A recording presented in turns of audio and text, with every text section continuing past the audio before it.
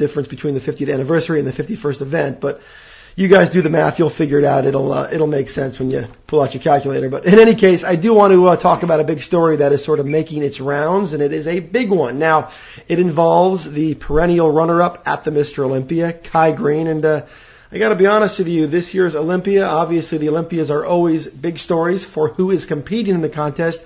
But in these days leading up to the contest, the biggest story has everything to do with a guy who may in fact not be competing at the contest.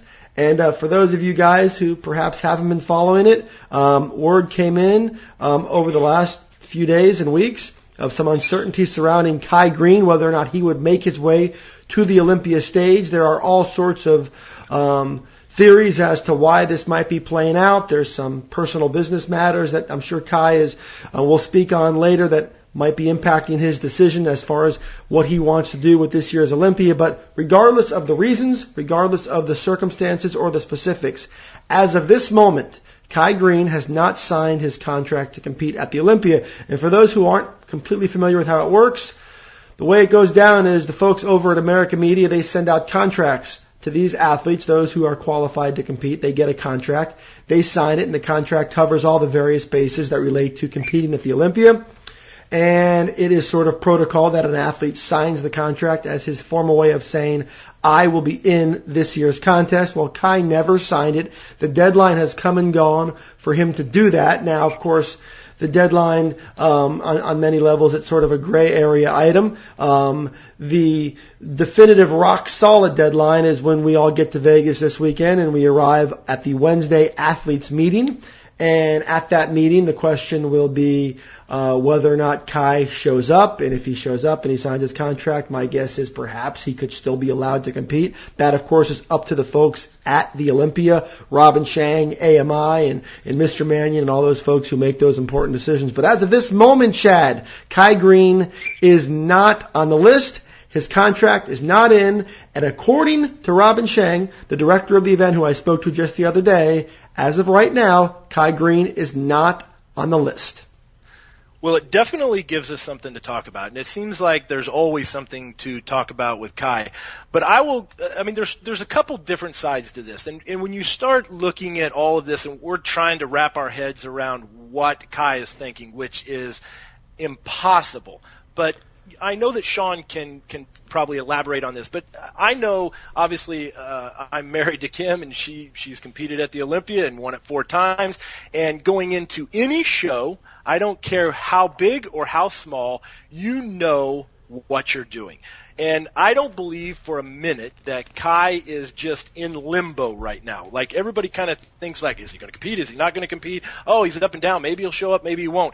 I don't believe that for a second. I believe that he himself knows 100% he's either in, and he has already basically got approval to be able to show up at that meeting and sign the contract. I believe that he is 100% go there, or the flip side is he isn't going to compete, and at some point he decided that and never intended to. I believe that there was no way in the world that you can go into a show of this size and just kind of winging it. I'm going to diet, I'm going to train, do a little cardio here and there. One day you wake up, maybe I'm going to do this, maybe I'm going to do that. It's impossible. There's no way in the world you can do it. I don't believe for a second that he's just basically winging this. I think he knows exactly what he's doing. We probably won't find out until Wednesday, but I think Kai is very, very secure on what's going to happen. Sean, this is a bizarre set of circumstances. When we first heard the story, we just assumed this was just kind of maybe a publicity play. I mean, certainly we were complaining a week or so ago that nobody was talking about the Olympia, and now everybody is talking about this story, and it's kind of, it's compelled a lot of people to pay a bit closer attention. Our inboxes here at PBW, as have those, I'm sure, for you guys individually at MD, have been flooded by people wanting to know the real scoop surrounding this story. Some folks have theorized that it's complete nonsense, that it's BS, that Kai will be there on that stage. Sean, give us your take. Well, you'd have to have collusion there on the part of AMI by them not making an official statement other than they haven't received a contract signed by Kai. Now, if that's the case, why have a contract? I've been down this road before. 14 years ago, my last Olympia, 2001, we didn't have social media that we have today, so there wasn't a lot of talk about it. But to a man that had signed that contract in July 17th, still stands out in my head, you have to have these contracts submitted. And, of course, we had a different director at the time, Wayne D'Amelia, who walked with a heavy stick when it came to bodybuilders, and Kevin Levrone, one of my best friends in all of bodybuilding. Chad remembers Kevin from the 1998 Olympia athletes meetings, where there was almost some fisticuffs about Chad working with athletes against me and Kevin.